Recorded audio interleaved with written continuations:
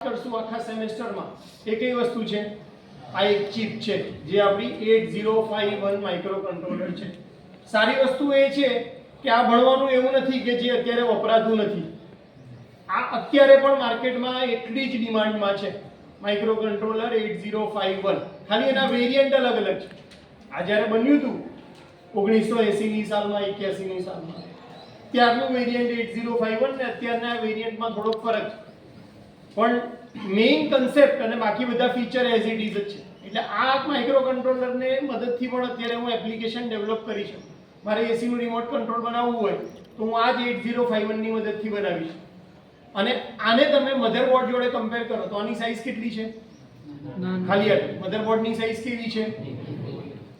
તો ફાયદો શેમાં થયો? આની અંદર થયો કે ભાઈ સાઈઝ કેવી મળી. આ પાછી સ્પીડ કેવી મળશે આમાં? વધારે ફાસ્ટ, કારણ કે બધા કોમ્પોનન્ટ ક્યાં છે? અંદર જ છે, અને બહાર કોઈને પૂછવા જવાની જરૂર છે નહીં. આની અંદર ALU બી આની અંદર છે, એની મેમરી પણ આની અંદર છે, એના ઇનપુટ આઉટપુટ પોર્ટ બી તમને અહીંયા બહાર દેખાશે. તો આજે આપણે આનું બેઝિક વધારે ડિટેલની અંદર જોવાનું. આજનો લેક્ચરની અંદર બેઝિક ટર્મ્સ જે તમને જેટલી વધારે ખબર પડી ગઈ, તમને આગળ માઇક્રો કંટ્રોલર સમજવું એટલું સારું પડશે. અને એટલા માટે છે આ આટલું, પણ આપણે એનો કેવો વ્યૂ ડ્રો કરશું? ઝૂમ વ્યૂ ડ્રો કરશું, જેથી તમને એક્ઝેક્ટલી ખબર પડે કે કઈ કઈ વસ્તુ ક્યાં છે. બરાબર? ચાલો હવે આપણે માઇક્રો કંટ્રોલર ડ્રો કરી નાખીએ. પહેલા છે બધું શેની અંદર? આની અંદર જ છે. કઈ કઈ વસ્તુ હશે? આપણે લાસ્ટ ટાઈમ ડિસ્કસ કર્યું હતું. એક શું હશે? પ્રોસેસર હશે, કે જેને ALU પણ કહેવાય, એરિથમેટિક લોજિક યુનિટ. જેનું કામ શું હોય? ડેટાને પ્રોસેસ કરવાનું. તમારે ધારો કે બે ડેટાનો સરવાળો કરવો છે, બે આંકડાનો સરવાળો કરવો છે, સપોઝ કે 2 + 3 કરવું છે, તો મારે આ બંને ડેટા આપવાના કોને? પ્રોસેસર. પ્રોસેસર પ્રોસેસ કરી અને આગળ મોકલી દેશે. પ્રોસેસરમાં કોઈ વસ્તુ સેવ થતી નથી. એનું કામ સિમ્પલી પ્રોસેસ કરવાનું છે. ક્યારે પ્રોસેસ કરશે? એને મન ફાવે ત્યારે, કે હું એને આપી દઉં 2 અને 3, પછી એ કહેશે કે ના, હું પહેલા બેસીને ચા પી લઉં, ચા જોડે પફ મજા આવે છે તો પફ ખાઈ લઈએ, આરામ કરીએ, અને પછી ઓળકાર આવશે ત્યારે આપણે પ્રોસેસ કરશું. એવું હશે? ના. અચ્છા, એ માણસ છે? ના. એને ખબર પડશે કે ટાઈમ જઈ રહ્યો છે? એ તો કેવી વસ્તુ છે? નિર્જીવ વસ્તુ છે. એની પાસે એને ટાઈમની કોઈ ગણતરી છે નહીં. એટલા માટે આપણે એને શું આપવી પડે? ક્લોક આપવી પડે. શું આપવી પડે? ક્લોક. ક્લોક શબ્દ પહેલા સાંભળ્યો છે? ડિજિટલમાં ફ્લિપ ફ્લોપ ભણ્યા? જે કે ફ્લિપ ફ્લોપ ની અંદર ક્લોક આવતી હતી. આપણે એને શું આપવી પડે?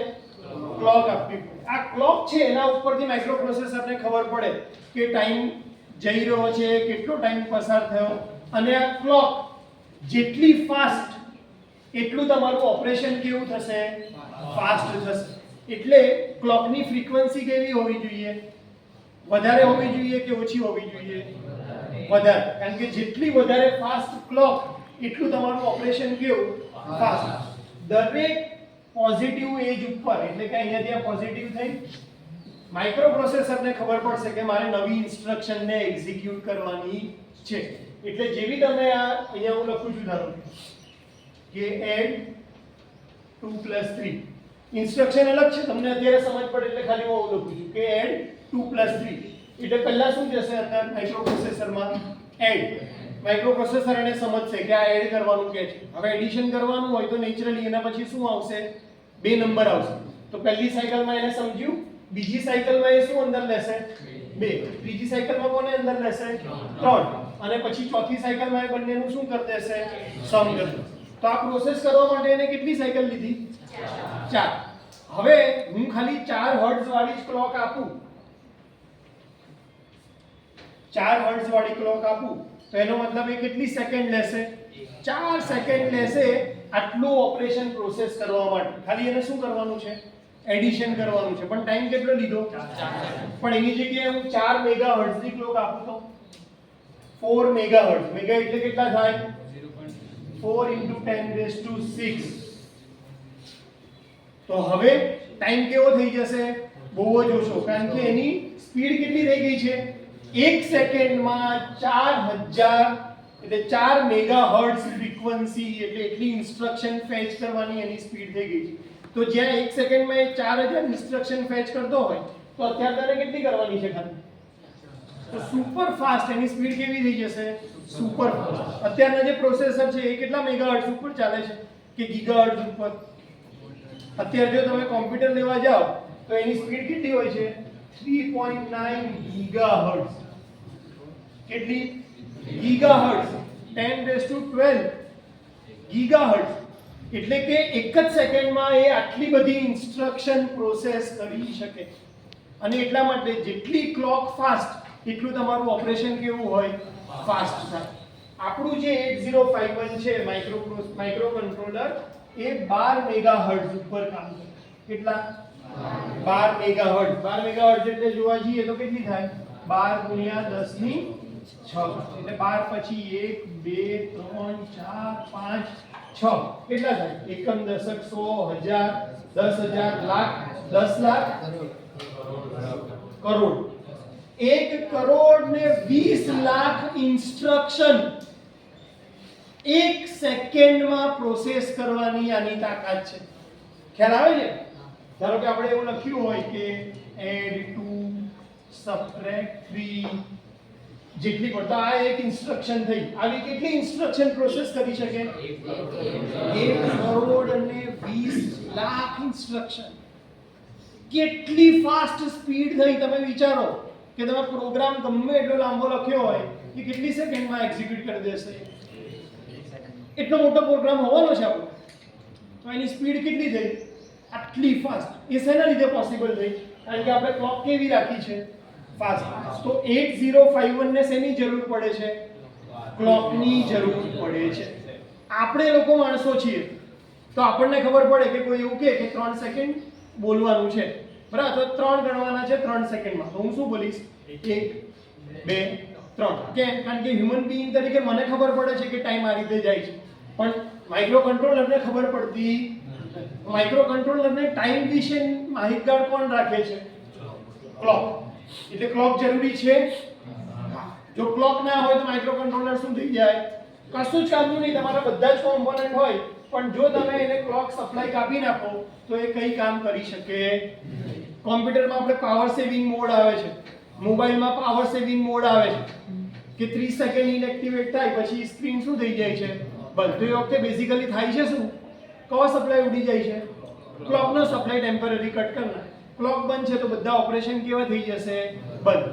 એક ક્લોક છે કે જે માઇક્રો કંટ્રોલરને કહે છે કે હવે તારે નવી ઇન્સ્ટ્રક્શન ફેચ કરવાની છે.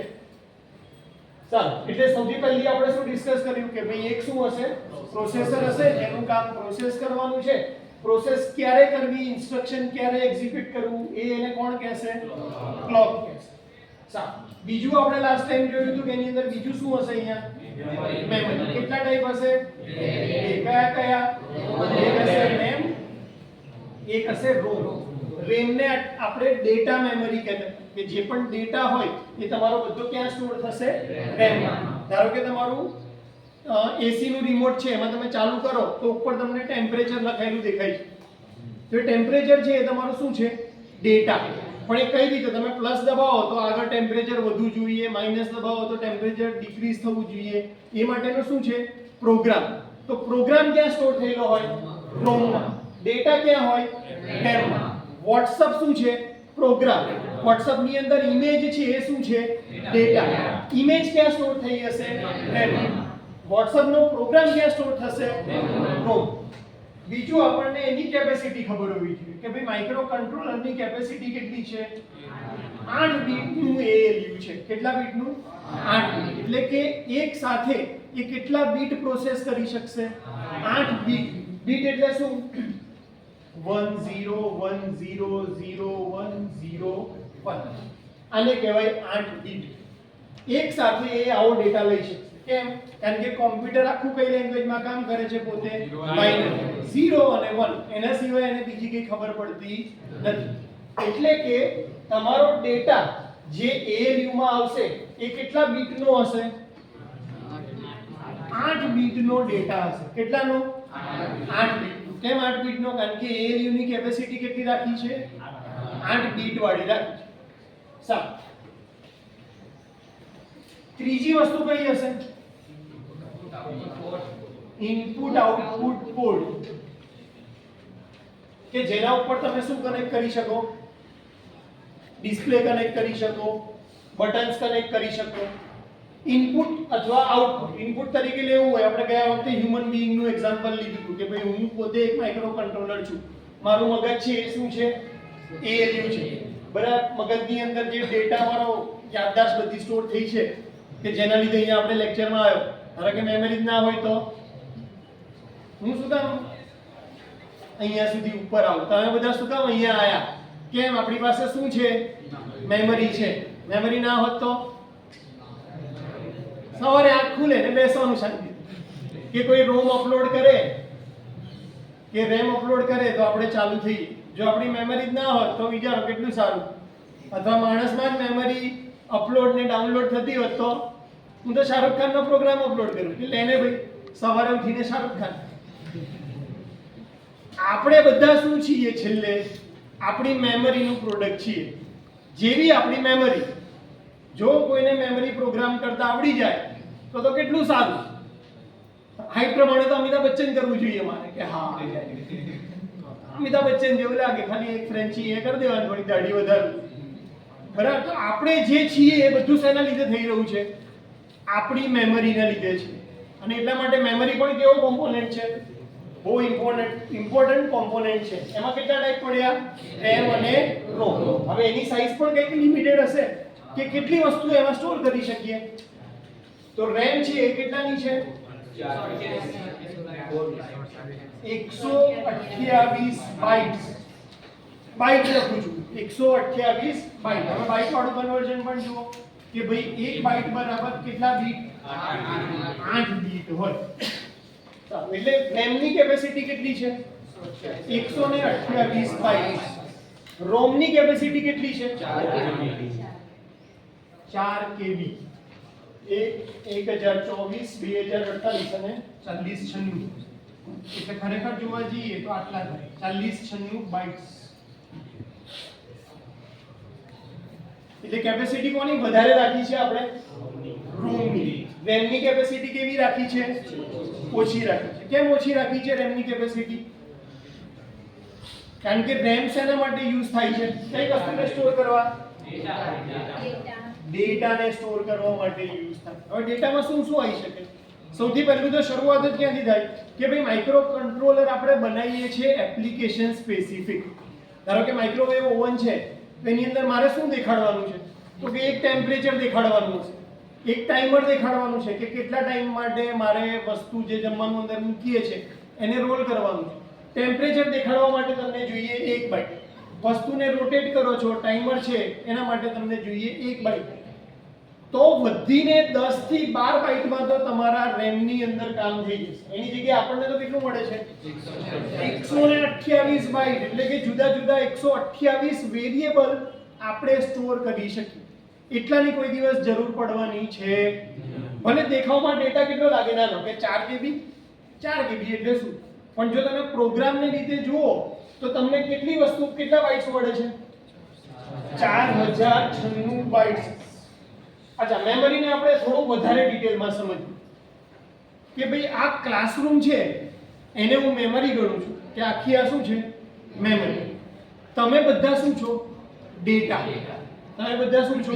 ડેટા. હવે ડેટા રેન્ડમલી એમને એમ નખાય કે કોઈક જગ્યા ઉપર નખાય? ધારો કે હું ડેટા રેન્ડમલી નાખી દઉં તો શું થાય? મને ડેટા પાછો મળશે નહીં. ધારો કે તમે મૂવી સ્ટોર કરો છો અને મૂવી તમે ડાયરેક્ટ આમ ફોનમાં ફેંકી દેશો, એને ઇન્ટરનલ મેમરી અથવા તો એક્સટર્નલ કાર્ડ એમાં ક્યાંક સ્ટોર કરીએ છીએ ને. કેમ? કારણ કે આપણને પાછી મળવી જોઈએ. એટલે કે દરેક વસ્તુનું એક લોકેશન હોવું જોઈએ. તમારો જે ડેટા છે એનું શું હોવું જોઈએ?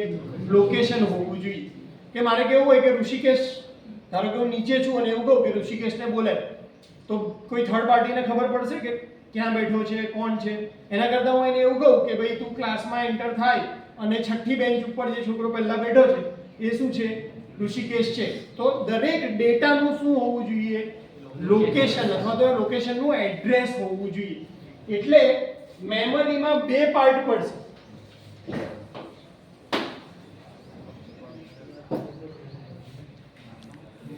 ધારો કે હું આમ ડ્રો કરું છું તો આ બાજુ હું શું લખીશ એડ્રેસ અને અહીંયા શું હશે ડેટા કે ભાઈ આ નંબરના એડ્રેસ ઉપર આ ડેટા છે સોસાયટીમાં રહેતા હોય અને મકાનના નંબર જ ના હોય તો શું થાય ખ્યાલ આવે છે જો નંબરિંગ જ ના હોય જો એડ્રેસ જ ના હોય તો કોઈ વસ્તુ ક્યાં છે આપણને મળે નહીં એટલે આપણો દરેક ડેટા છે એનું શું હશે એડ્રેસ હશે એટલે હવે આપણે મેમરીને એક્સપાન્ડ કરીને જોયું તો પહેલા આપણને એટલું જ દેખાતું હતું કે મેમરીમાં કેટલા ભાગ હતા બે એક રેમ મેમરી હતી અને એક રોમ મેમરી હજી હવે આપણે વધારે ડિટેલમાં ગયા તો આપણને ખબર પડી કે એકલા ડેટા કે દર પ્રોગ્રામ બધાનું શું હશે એડ્રેસ અને બીજું શું હશે ડેટા હશે હવે ડેટા કેટલા બીટનો છે ડેટા કેટલા બીટનો હશે ડેટા કેટલા બીટનો હશે શેના ઉપરથી ખબર પડે ALU પ્રોસેસર ધારો કે આપણે કોમ્પ્યુટરની વાત કરીએ તો હવે બધા કોમ્પ્યુટર ને લેપટોપ કેટલા બીટના આવે છે 32 અને 64 બીટના આવે છે તો કોમ્પ્યુટરના મેમરીમાં તમે જુઓ તો એ ડેટા કેટલા બીટનો હશે એક લોકેશન ઉપર 64 બીટનો ડેટા હશે એટલે કે 64 0 અથવા 1 હશે આપણે તો ક્યારની વાત કરી રહ્યા છે જ્યારે 8051 બન્યું હતું ત્યારે તો એ વખતે એની કેપેસિટી કેટલી રાખી હતી 8 બીટની એટલે કે દરેક ડેટા આ બહુ જ ક્રિટિકલ પોઈન્ટ છે ધ્યાનથી સમજજો ના ખબર પડે તો 10 વાર પૂછી લેજો એકવાર પહેલા 4 લેક્ચર તમને પ્રોપર સમજાઈ ગયા તો બાકીનું બધું માઇક્રો પ્રોસેસર તમે જાતે સમજી શકશો આ બેઝિક છે એટલા માટે હું આટલો બધો ટાઈમ કાઢું છું બરાબર ધ્યાનથી સમજો હું શું કહું છું દરેક મેમરીમાં શું હશે ડેટા હશે અને ડેટાનું પર્ટિક્યુલર શું હશે એડ્રેસ એટલે આપણે સામસામે ડ્રો કરીએ કોઈ કન્ફ્યુઝન ના દરેક ડેટા કેટલા બીટનો હશે 8 બીટ એટલે શું હશે 1 0 1 0 1 1 1 આ કેટલા થયા 8 કોમ્પ્યુટરની છેક કોરમાં આપણે આખું ઝૂમ કરીને જોઈ લીધું તો આપણને શું દેખાશે ડેટામાં 8 બીટ અને એની સામે શું હશે એનું એડ્રેસ હશે તો એડ્રેસમાં બી શું હશે 1010 કંઈક લખ્યું હશે પણ એની લેન્થ કેટલી છે પણ કઈ રીતે ખબર પડશે એ બી કંઈક હોવું જોઈએ ને કે મન ફાવે એવું એડ્રેસ આપી દેવાનું કે તારું 4B તું XY એવું હોય એડ્રેસ બી સિસ્ટમેટિક આપવું પડે એના માટે કોણ જરૂરી છે અચ્છા માઇક્રો પ્રોસેસર કોની સાથે કોમ્યુનિકેશન કરી શકે છે મેમરી સાથે માઇક્રો પ્રોસેસર કોની સાથે કોમ્યુનિકેશન કરી શકે છે ઇનપુટ આઉટપુટ સાથે આ બંને એકબીજા સાથે ડાયરેક્ટ કોમ્યુનિકેશન કરી શકતા નથી આપણે લાસ્ટ ટાઈમ આ ડિસ્કસ કર્યું હતું કે ભાઈ આ બંને જાતે કોમ્યુનિકેશન કરવા લાગે તો શું થાય ગમે ત્યારે તમારા ફોન ઉપર વિડિયો ચાલુ થઈ જશે ગમે ત્યારે તમારા ફોન ઉપર સોંગ ચાલુ થઈ જશે ગમે ત્યારે તમારા ફોન ઉપર ઇમેજ આવી જશે કેમ કારણ કે તમારા આઉટપુટ ડિવાઇસ ડિસ્પ્લે છે ઇનપુટ ડિવાઇસમાં તમારી મેમરી છે તો મેમરીમાં જે પડ્યું છે એ ડાયરેક્ટ ક્યાં આવવા લાગશે ઇનપુટ આઉટપુટ એટલે વચ્ચે કોણ જોઈએ આપણને પ્રોસેસર કે તમે ઇનપુટમાંથી જે વસ્તુ દબાવશો એ જ વસ્તુ પ્રોસેસર ઉઠાવીને બહાર લાવશે એટલા માટે આ બંને કોમ્યુનિકેશન કરી શકતા કોણ કોણ કોમ્યુનિકેશન કરે છે માઇક્રો પ્રોસેસર અને મેમરી અને માઇક્રો પ્રોસેસર અને ઇનપુટ આઉટપુટ પોર્ટ કઈ રીતે કરે છે એકબીજા સાથે વાર્તાલાપ કઈ રીતે કરે આમાં જ હવામાં કે લે ડેટા આવ્યો તો કેચ પકડે કે હા એવું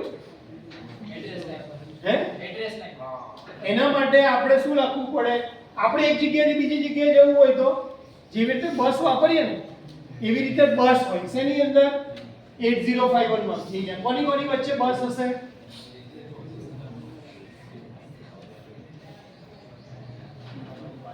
તો બસનું કામ શું છે તો કે ભાઈ મેમરી અને માઇક્રોકન્ટ્રોલર અને ઇનપુટ આઉટપુટ પોર્ટ વચ્ચે શું કરાવી શકે છે કોમ્યુનિકેશન કરાવી શકે કેટલા ટાઈપની બસ હોય તો કે 3 ટાઈપની બસ કઈ કઈ તો કે પહેલી હોય એડ્રેસ બસ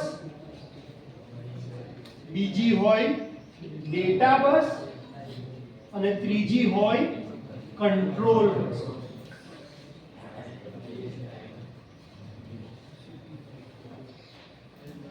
એટલે આ ત્રણ ઉપરથી આપણે ચોથો કોમ્પોનન્ટ એડ કર્યો બસ કેટલા ટાઈપની બસ 3 કઈ કઈ address bus, data bus, control bus. હવે એડ્રેસ બસ નું કામ શું હશે? એડ્રેસ ઉપર જવા અને આવવા માટે આપણે કઈ લાઈન નો યુઝ કરશું? એડ્રેસ. ડેટા કોઈ જગ્યાએથી લાવવા અને લઈ જવા માટે શેનો યુઝ કરશું આપણે? ડેટા. અને કંટ્રોલ બસ, આ બહુ કામની બસ છે. માઇક્રો કંટ્રોલર, ધારો કે હું માઇક્રો કંટ્રોલર છું અને આ મેમરી છે. મેમરીમાંથી હું કોઈ ડેટા લઈ રહ્યો છું તો હું શું કરીશ? રીડ કરતો કહેવાય કે રાઈટ કરતો કહેવાય? રીડ. મારી અંદર ડેટા આવે છે તો એ ઓપરેશન કયું કહેવાશે? Read operation. બે ટાઈપના કંટ્રોલ બસ દ્વારા કામ થાય. પહેલું શું થાય? રીડ. રીડ એટલે શું? ડેટા અથવા તો મેમરીમાંથી માઇક્રો કંટ્રોલરમાં આવશે અથવા તો ઇનપુટ આઉટપુટ પોર્ટમાંથી ડેટા ક્યાં આવશે? માઇક્રો કંટ્રોલરમાં આવશે. એ ઓપરેશનને કેવું કહેવાય? રીડ. હું આની અંદર લખી રહ્યો છું અથવા હું આમાં કોઈ વસ્તુ ચોંટાડી રહ્યો છું તો એ શું કહેવાશે? Write operation. તો જ્યારે માઇક્રો કંટ્રોલરમાંથી ડેટા તમે મેમરીમાં ટ્રાન્સફર કરો છો તો એ ઓપરેશનને કેવું કહેવાય? Write operation. કંટ્રોલ બસ બહુ જ કામની વસ્તુ છે. કેમ? કારણ કે એ જ નક્કી કરશે કે ભાઈ ઓપરેશન રીડ કરવાનું છે કે શું કરવાનું છે? રાઈટ કરવાનું છે. તો એને કહેવાય કંટ્રોલ બસ. કંટ્રોલ બસ નું કામ શું થશે? Operation read. ઓપરેશન રીડ એટલે શું? માઇક્રો કંટ્રોલરમાં ડેટા આવતો હશે કે ડેટા જતો હશે? આવતો હશે. રીડ કરવું, તમે પોતાની જાતે જ એક્ઝામ્પલ વાંચી કે હું વાંચું છું તો મારામાં શું આવે છે? ડેટા આવે છે. જ્યારે માઇક્રો કંટ્રોલરમાં ડેટા આવશે એને કયું ઓપરેશન કહેવાય? રીડ. જ્યારે માઇક્રો કંટ્રોલરમાંથી ડેટા બહાર જશે એને કયું ઓપરેશન કહેવાય? રાઈટ. એટલે કંટ્રોલ બસના કયા ફંક્શન છે? બે. કયા? રીડ કરવું અથવા તો રાઈટ. સારું. હવે કોઈ મને કહેશે કે ડેટા બસ કેટલા બીટની હશે? ડેટા બસ કેટલા બીટની હશે? 8 બીટ. કેમ? કારણ કે આપણો ડેટા કેટલા બીટનો છે? 8. હવે બીટ તમારા મગજમાં એકદમ ક્લિયર કરી લો કે ભાઈ બીટ એટલે શું છે? 1 અથવા 0. કેટલા બીટ મારે લાવવાના છે? 8. તો મારે કેટલી લાઈનની જરૂર પડશે? 8 લાઈનની જરૂર પડશે. 4 5 6 7 અને 8. આ મારી કઈ છે? ડેટા બસ છે જેની અંદર શું હશે? કેટલી લાઈન હશે? 8 લાઈન. ડેટાનું કામ શું છે? 1 અથવા 0 એક જગ્યાએથી આપો તો બીજી જગ્યાએ પહોંચાડી દો. એટલે કે અહીંયા મારી આ ઇન્સ્ટ્રક્શન છે 1 એટલે સોરી ડેટા 10 10 11 11. આ ડેટા મારે અહીંયા માઇક્રો પ્રોસેસરમાં લઈ જવો છે, માઇક્રો કંટ્રોલરમાં. તો મારી કેટલી ડેટા લાઇન્સ હશે? અહીંયા 8. આની સાથે અહીંયાથી કનેક્ટ થઈને અહીંયા કેટલી આવતી હશે? 8 લાઈન. અને દરેક ઉપર શું આવતું હશે? 1 અથવા 0. હજી થોડુંક ડિટેલમાં સમજી અને તમને થોડીક ભણવાની મજા આવતી હોય, ડિજિટલ ઇલેક્ટ્રોનિક્સમાં બી તમે 1 ને 0 ભણ્યા તો શું 1 એટલે શું? એનો મતલબ શું? ઓન. પણ શું 1? ધારો કે હું ઇલેક્ટ્રિકલ લેંગ્વેજમાં પૂછું વોલ્ટેજ કેટલા? 1 એટલે કેટલા વોલ્ટેજ? કઈ રીતે ખબર પડશે કે 1 છે કે અથવા 0 છે એનું સ્ટેટસ? આ ચિપમાં આપણને દેખાવાનું છે. આ ચિપમાં દેખાશે કે આ 1 છે કે 0 છે. કઈ રીતે ખબર પડશે કે આ 1 થયું કે 0 થયું? તો આપણને એનો મીનિંગ ખબર હોવી જોઈએ કે જ્યારે આપણે 1 કહીએ છીએ અથવા 0 કહીએ છીએ, તમે ફ્લિપ ફ્લોપ ભણી ગયા, ક્લોક ભણી ગયા, તો 1 અને 0 આપણે સમેશન કર્યા ને બધા ડિજિટલ ઇલેક્ટ્રોનિક્સમાં તમે બાઇનરી એડિશન, સબટ્રેક્શન બધું કર્યું ને, તો એ 1 અને 0 એટલે એનું પ્રેક્ટિકલ મીનિંગ શું? કોને 1 કહેવાય? જ્યારે તમારું ડિજિટલ લોજિક 5 વોલ્ટ હોય, આ પિનનો આઉટપુટ કેટલા હોય? 5 વોલ્ટ. તો એને કયું કહેવાય? 1. અને જો તમારું પિનનું આઉટપુટ 0 વોલ્ટ હોય તો આપણે એને શું કહીએ? 0. આખા ડિજિટલ ઇલેક્ટ્રોનિક્સમાં હવે તમે ભણ્યા ને ડિજિટલ, ધારો કે પાછું જઈને હમણાં ફ્રેશ હોય તાજું તો જોજો કોઈ પણ કીટ ઉપર એક્સપેરિમેન્ટ કરજો. જે જગ્યાએ ટ્રુથ ટેબલમાં 1 દેખાડે ને, તમારે મલ્ટીમીટર લઈ અને વોલ્ટેજ માપવાના ડીસી માં જઈને, તો 1 દેખાડતું હશે એક્ચ્યુઅલી શું હશે? કેટલા વોલ્ટ આવતા હશે? 5 વોલ્ટ આવશે. આજ પછી જિંદગીમાં યાદ રાખજો કે કોઈ બી આઈસી આવી દેખાય એમાં આપણે લોજિક ટ્રુ કહીએ કે 1, તો એ હંમેશા કેટલા વોલ્ટ દેખાડતું હશે? 5. અને જ્યારે હું કહું છું કે 0, ત્યારે કેટલા વોલ્ટ દેખાડતું હોય? 0 વોલ્ટ દેખાડતું હોય. ચાલો, એટલે હવે આપણને એવી ખબર પડી ગઈ કે આપણે જે આ 1010 કહીએ છીએ એ એક્ઝેક્ટલી છે શેની પેટર્ન? 5 વોલ્ટ અને 0 વોલ્ટ. એટલે મારે આ પેટર્ન જ અહીંયા પહોંચાડવાની છે અને એના માટે મારે બસની કેટલી લાઈનની જરૂર પડશે? 8 લાઈન. એટલે હું અહીંયા એક સ્વિચ રાખી, ધારો કે અહીંયા 5 વોલ્ટનો સોર્સ રાખું અને એક સ્વિચ કનેક્ટ કરી દઉં, તો આ ડાયરેક્ટ આ લાઈન ઉપર કેટલા વોલ્ટ મોકલે? એટલે કયું સિગ્નલ મોકલશે? 1 નું સિગ્નલ મોકલશે. અને એકને હું ગ્રાઉન્ડ સાથે કનેક્ટ કરી દઉં અને આની સાથે કનેક્ટ કરું ધારો કે, તો આ કયું સિગ્નલ મોકલશે? 0. ગ્રાઉન્ડ એટલે શું કહેવાય? 0 વોલ્ટ. પોઝિટિવ 5 તો કેટલો સિગ્નલ મળશે? 1. પણ બસમાં લોચા શું છે કે બસ ખાલી શું કરશે? આના જેવું માઇક્રો કંટ્રોલર જેવું મોકલો એવો ડેટા તરત શું કરી દેશે? મોકલી દેશે. પછી એ બસમાં કશું રહેશે? સ્ટોર કશું રહેશે? એટલે જો તમે એને એવું દેખાડો, એવો પ્રોગ્રામ લખો કે ડિસ્પ્લે ઉપર હેલો હાઉ આર યુ એવું લખાઈને આવે, બરાબર? તો આપણે પ્રોગ્રામ લખી દીધો કે ભાઈ હેલો હાઉ આર યુ દેખાડો. કેટલી લાઈનનો પ્રોગ્રામ હશે? ધારો કે 30 લાઈનનો પ્રોગ્રામ થયો. ડિસ્પ્લે ઉપર શું દેખાડવું છે? Hello how are you. Line કેટલી છે? ઇન્સ્ટ્રક્શન કેટલી થઈ? ખાલી 30. જેવું મેં એ પ્રોગ્રામ આની અંદર રન કરાયું, કેટલી વારમાં રન થશે? 1 સેકન્ડ કરતા પણ ઓછા ટાઈમમાં. 1 સેકન્ડ કરતા પણ ઓછા ટાઈમમાં. કારણ કે કેટલી થઈ જશે તમારી? જે 12 મેગાહર્ટ્ઝ છે ફ્રીક્વન્સી અને ટાઈમનું રિલેશન તો બધાને ખબર છે ને, આપણે ભણતા હતા. f શું થાય? 1/t. એટલે હું એવું કહી શકું કે t શું થાય? 1/f. આપણી સ્પીડ તો કેટલી છે? 12 મેગાહર્ટ્ઝ. એટલે 1/12 ગુણ્યા 10 ની કેટલી ઘાત? 6 ઘાત. એટલે ઉપર આવતા કેટલો થઈ જાય ટાઈમ? તો કે 12 ગુણ્યા 10 ની -6 ઘાત.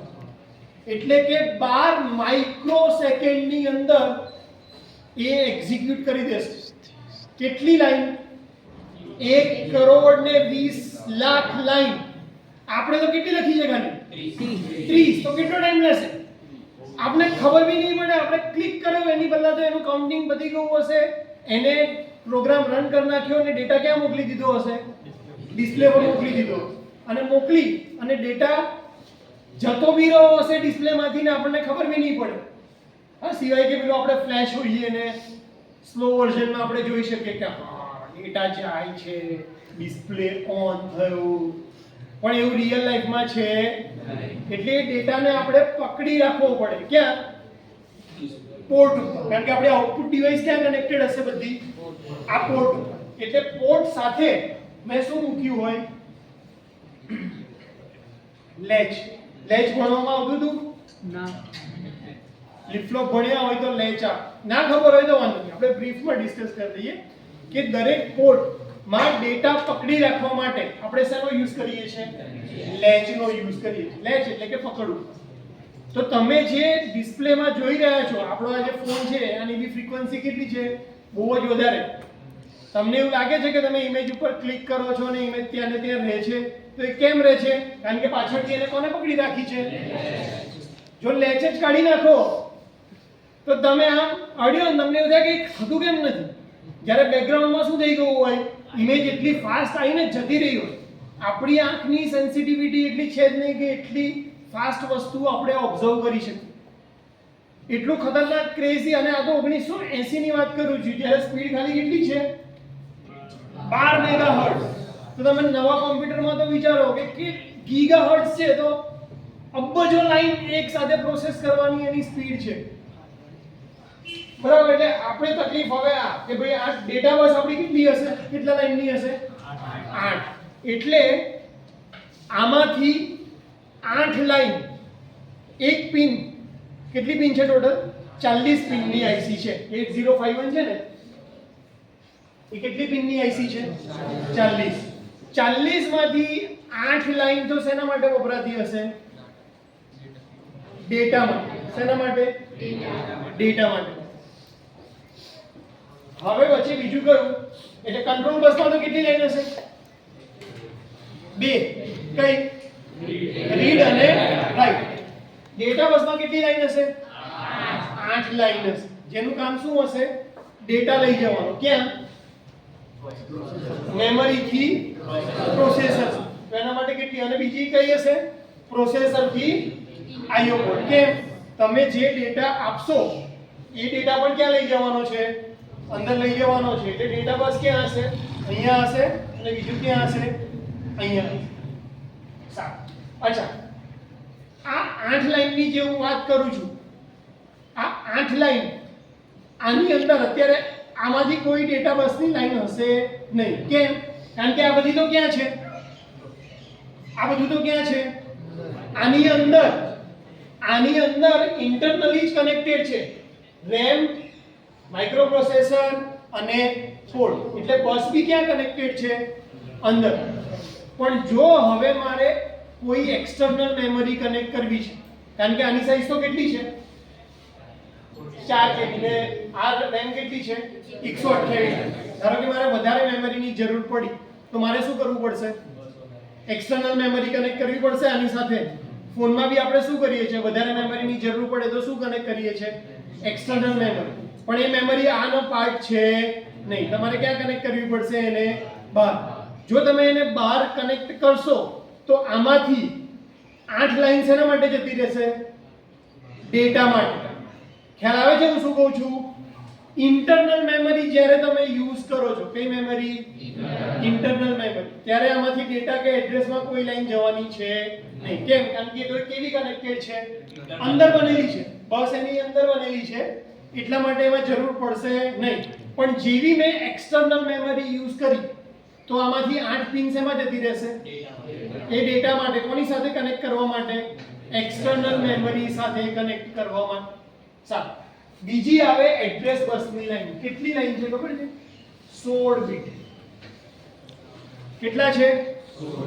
16 બીટ. કયા? શેના માટે? એડ્રેસ માટે. ક્યાં હોય એડ્રેસ? મેમરીની અંદર. કોના માટે આપવાના છે?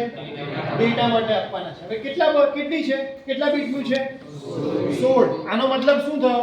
કે એડ્રેસ ચાલુ ક્યાંથી થતા હશે? 0 0 0 0 0 0 0 0 0 0 0 0 0 0 0 0.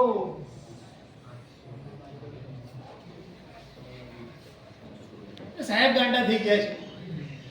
0 0 0 1 0 1 અને ક્યાં સુધી જશે? પણ છેલ્લા આંકડા કયા હશે?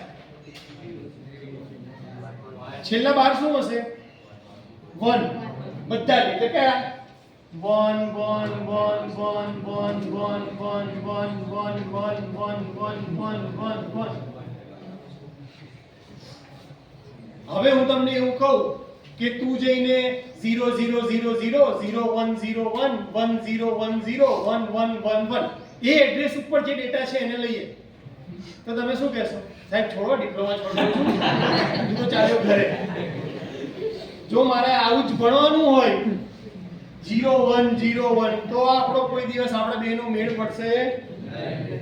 તો આ વસ્તુને સિમ્પલ કરવા માટે આપણે કઈ સિસ્ટમમાં લખવાનું ચાલુ કર્યું?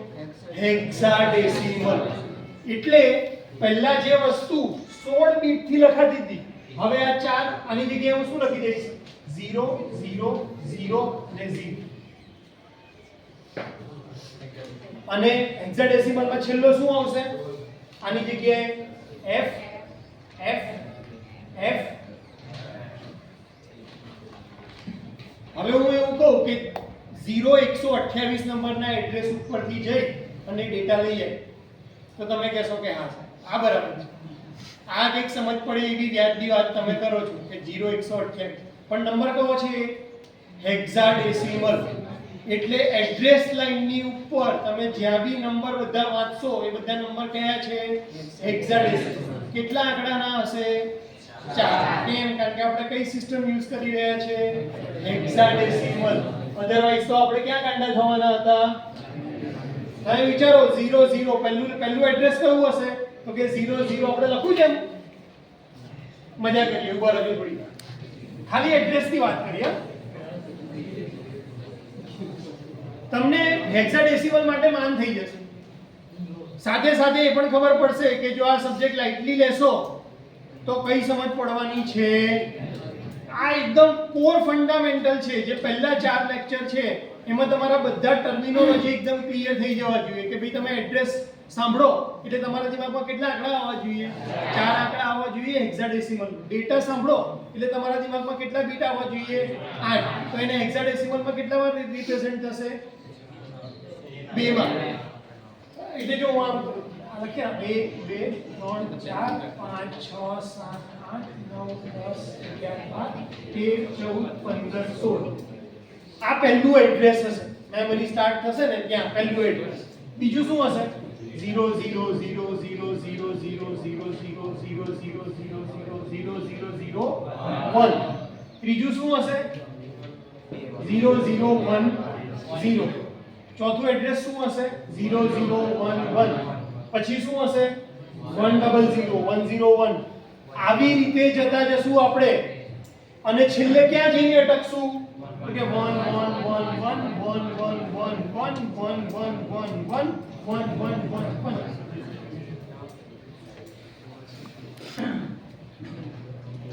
શું બધું ચાલી રહ્યું છે? આ અમારા મગજ સાથે ખીલવાડ કરો છો જાણી જોઈને. ત્રીજા સંઘનો બદલો લો છો આવું બધું ભણાઈને. પણ આ જ સાચું છે. સમજવું હોય તો આ જ સાચું, ગોખવું હોય તો પછી એમાં કંઈ નહીં. પણ આપણે સમજવા માટે ટ્રાય કરીએ છીએ જેથી કરીને તમારે આખો સબ્જેક્ટ તમે ક્લિયર કટ ફંડામેન્ટલ સાથે સમજીને લખી શકો.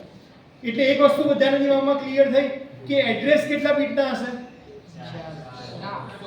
કેટલા બીટ કહું છું? બીટ 16 બીટના હશે, જેને આપણે રિપ્રેઝન્ટ શેનાથી કરીએ છીએ? હેક્સાડેસિમલ નંબરથી. અને એટલા માટે એ નંબર ક્યાંથી ક્યાં સુધી જશે? 0 0 0 0 થી લઈ અને ક્યાં સુધી? F F F. જેમાં દરેક નંબર શું દેખાડતું હશે? 4 બીટનો બાઇનરી કોડ દેખાડતું હશે. તો કેટલા એડ્રેસ થશે આવા કેટલા એડ્રેસ થશે? કેટલા એડ્રેસ થશે? આપણે કીધું ધારો કે અહીંયા આ સોસાયટીની અંદર 56 ઘર છે. 56. તો મને ખબર પડે કે એડ્રેસ કેટલા હશે? 56. તો એવી રીતે આપણને એવી તો ખબર પડવી જોઈએ ને કે ભાઈ કેટલા એડ્રેસ હશે. કારણ કે દરેક એડ્રેસ ઉપર શું હશે? ડેટા તમારે મૂકવાનો છે.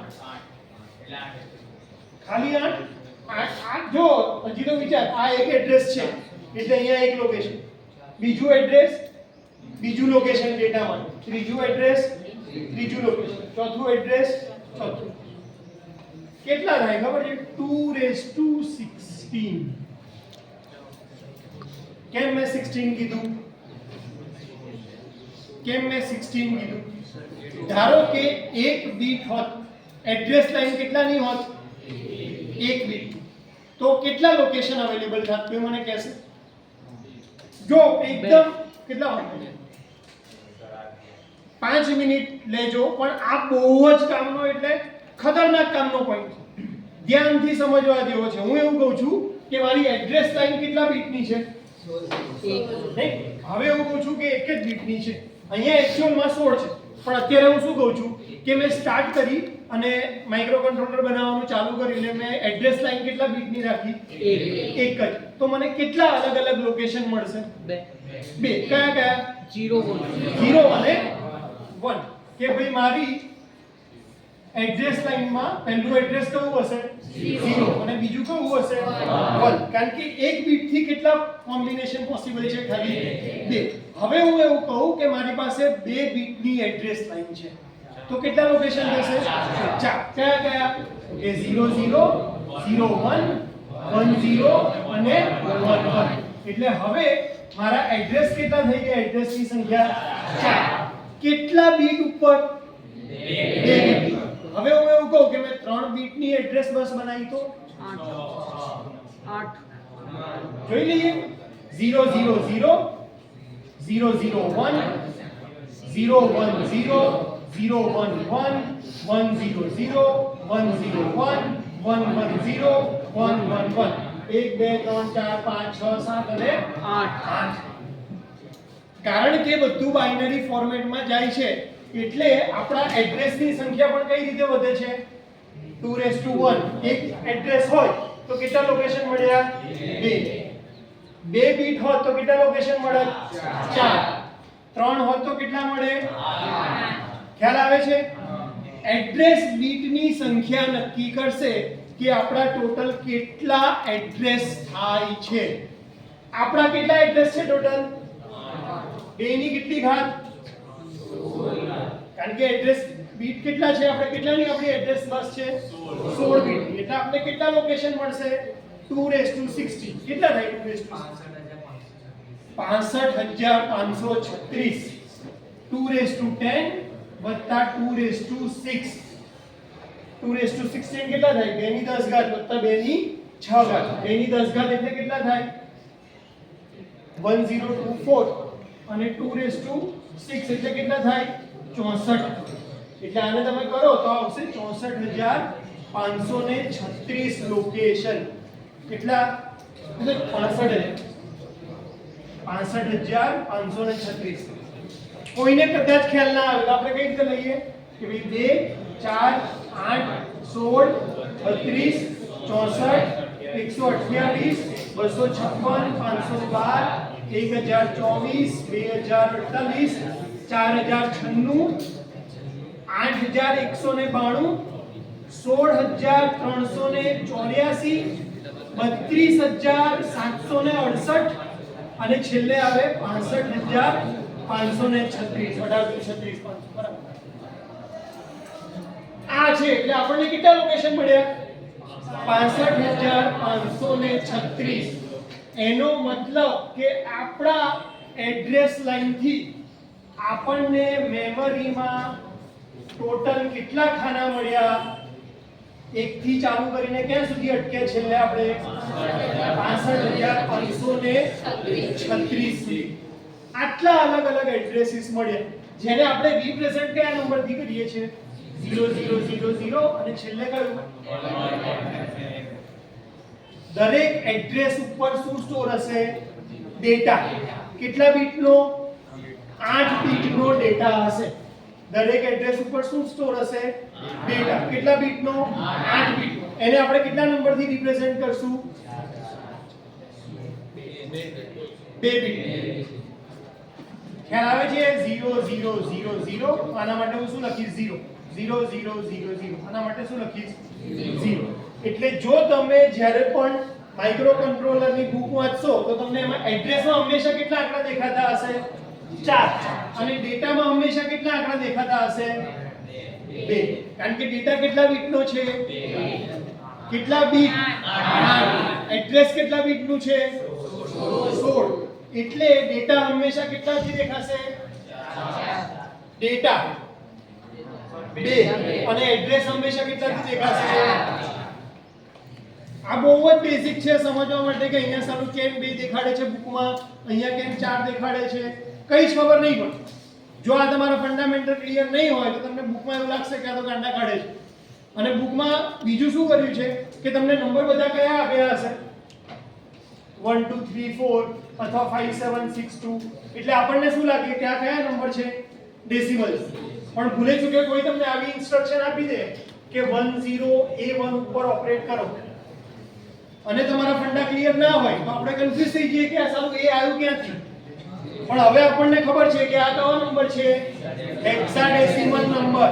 એટલે ખરેખર આ શું દેખાડે છે? 1 એટલે 0001, 0 એટલે 0000, A એટલે 1010 અને 1 એટલે 0001. આ અન્ડરસ્ટેન્ડિંગ આપણી હોવી જોઈએ એડ્રેસ અને ડેટાને લઈને. તો હવે આપણને એટલું ખબર પડી ગઈ કે ભાઈ 16 બીટની બસ છે તો આપણે મેક્સિમમ કેટલું યુટિલાઇઝ કરી શકીએ? 65536 લોકેશન જેના ઉપર આપણે શું સ્ટોર કરી શકીએ? ડેટા. દરેક ડેટા કેટલા બીટનો છે? 8 બીટ. 8 બીટ એટલે કેટલા બાઇટ? 8 બીટ એટલે કેટલા બાઇટ? 1 બાઇટ. દરેક લોકેશન ઉપર 1 બાઇટ સ્ટોર કરી શકાય. એટલે આપણે ટોટલ કેટલી મેમરી યુટિલાઇઝ કરી શકીએ? 65 કિલોબાઇટ. યુટિલાઇઝ કેટલી કરી શકીએ? 65 કિલોબાઇટ. યુઝ કેટલી કરીએ છીએ? અહીંયા 128 તો અહીંયા કેટલી 4 જ્યારે એની પોસિબિલિટી કેટલી છે 65 KB સુધીની છે એટલે હવે કોઈ મને પૂછે કે ભાઈ મેક્સિમમ કેટલો મેમરી કાર્ડ આનું યુઝ કરવાનું તો હું શું કહીશ કે 8051 માટે મેક્સિમમ મેમરી કાર્ડ ક્યાં સુધીની યુઝ કરી શકાશે 65 ખબર પડી ધારો કે તમને એવું કોઈ આપણે ફોનમાં લખે છે ને કે 256 GB સુધી યુઝ કરી શકાય ક્યાંથી આવ્યો એ નંબર 256 GB શેના ઉપરથી આવ્યો એડ્રેસ બસના બીટ જોવાના તમારા પ્રોસેસરનું એડ્રેસ બીટ કેટલાનું છે એટલા સુધીની મેક્સિમમ મેમરી તમે એની સાથે કનેક્ટ કરી શકો ખ્યાલ આવ્યો જો હજી મારી રિક્વેસ્ટ છે આજે આપણે આટલું રાખીએ છીએ કે બધા લેક્ચર 3 વખત 4 વખત જોઈને પ્રોપર નોટ્સ બનાવશો પાંચમા લેક્ચર થી તમે સાથે બધું બોલતા હશો કે હા આવું છે કારણ કે અત્યારે જે કરી રહ્યા છે આ બધું એકદમ નોર્મલ બેઝિક છે જે બુકમાં લખેલું હશે નહીં બરાબર તમને આ બધા રિલેશન ખબર હોવા જોઈએ કે કોની વચ્ચે શું ચાલે છે કેમ ડેટા 8 બીટની છે કેમ એડ્રેસ લાઈન આપણે 16 બીટની લીધી 16 બીટનો મતલબ શું થાય બીટ અને બાઇટ વચ્ચે રિલેશનશિપ શું છે કંટ્રોલ બસના બે સિગ્નલ રીડ અને રાઈટ એટલે શું આ બધું આપણને ખબર હોવી જોઈએ બરાબર તો નેક્સ્ટ લેક્ચરમાં આપણે જ્યારે મળશું ત્યારે અહીંયાથી જ આગળ પાછું કન્ટિન્યુ કરવાના છીએ